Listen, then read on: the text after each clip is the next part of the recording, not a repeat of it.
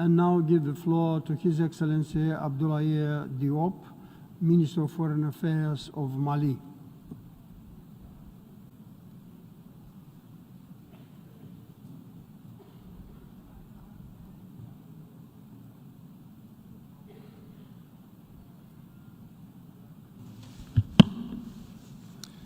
Monsieur le Président, j'ai l'honneur de délivrer le présent discours au nom de son Excellence le colonel Assimi Goïta, président de la transition, chef de l'État du Mali et président de la Confédération des États du Sahel, réunissant le Mali, le Burkina et le Niger.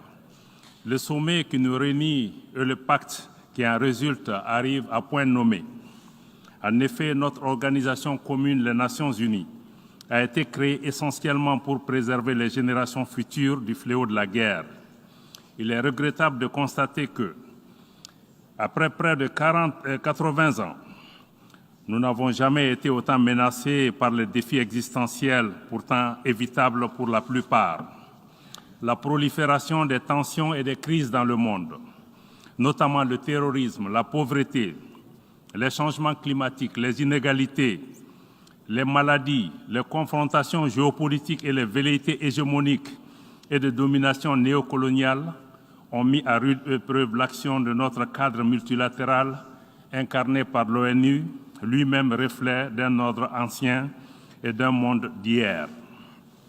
Dans ce contexte, le Mali avait fondé beaucoup d'espoir sur les forces internationales sur le terrain. Mais 10 ans après, nous nous sommes rendus au constat d'échec. Conséquemment, le gouvernement s'est attelé à renforcer les capacités des forces de défense et de sécurité du Mali qui nous ont permis d'enregistrer des progrès tangibles dans la reconquête et la préservation de notre intégrité territoriale et de la protection des populations de notre pays. À cette occasion, je renouvelle la reconnaissance de mon pays pour les pays et organisations dont les Nations Unies qui ont exprimé leur solidarité avec mon pays lors des attentats terroristes qui ont visé mon pays le 17 septembre dernier. Et à la suite de la déclaration du Conseil de sécurité des Nations Unies, il est important que tous les États membres agissent dans la lutte contre le terrorisme en respectant leurs engagements internationaux et notamment les responsabilités à situer par rapport aux sponsors du terrorisme qui doivent assumer leurs responsabilités et être traduits devant la justice. Le sommet de l'avenir marque un nouveau départ pour la coopération internationale dans un cadre multilatéral pertinent, capable d'offrir un brillant avenir à toute l'humanité. Ainsi, nous devons agir collectivement pour renouveler notre engagement en faveur de la transformation du monde d'un cadre multilatéral qui a gouverné nos affaires jusqu'à présent. À cet égard, il est essentiel que des décisions et les engagements ambitieux permettent de répondre aux aspirations de nos populations, notamment ceux du Sud global.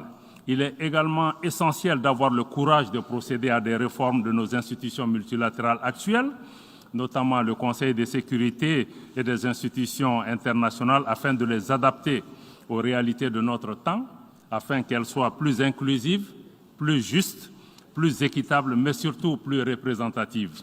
La question de la jeunesse est une dimension extrêmement importante qui doit occuper nos nations. Mon pays, le Mali, reste attaché aux principes clés de notre charte, notamment la non-ingérence dans les affaires intérieures des pays et le respect de la souveraineté des États. Le Mali accorde également une attention particulière aux questions de financement du développement, notamment du développement durable.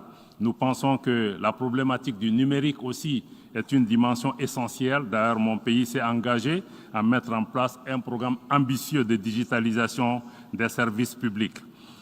Enfin, nous pensons que le pacte pour l'avenir est un chantier très ambitieux au plan national et au plan international, mais elle doit aller au-delà d'une promesse, d'une déclaration pour répondre aux aspirations des générations actuelles et futures.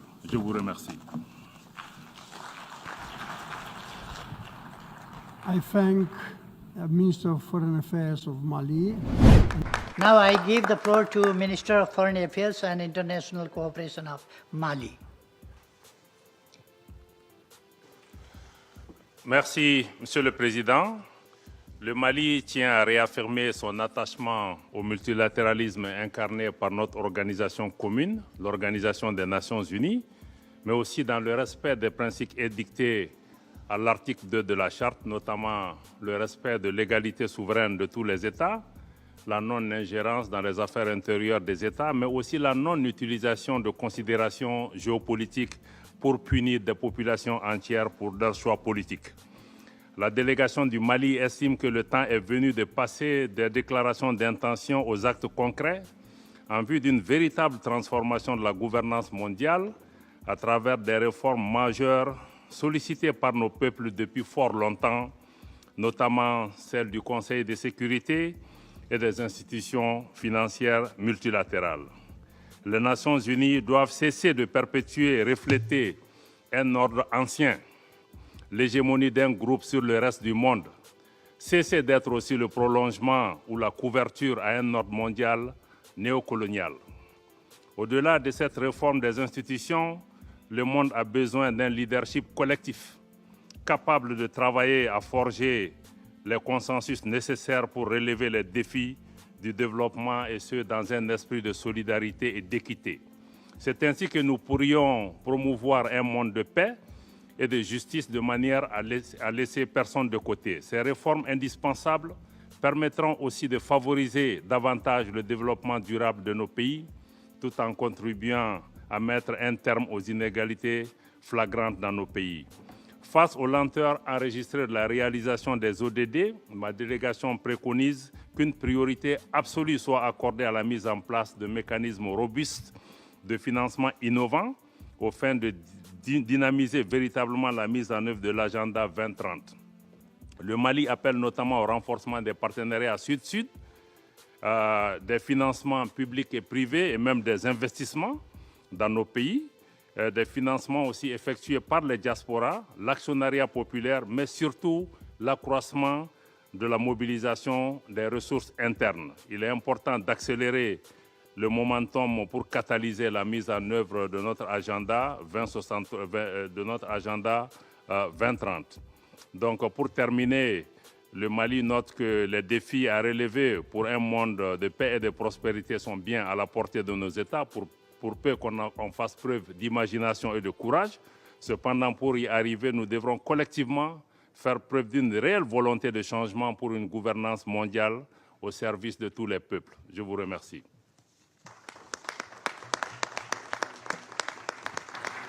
Merci d'avoir suivi, donnez-nous votre avis sur son intervention en commentaire. À très bientôt.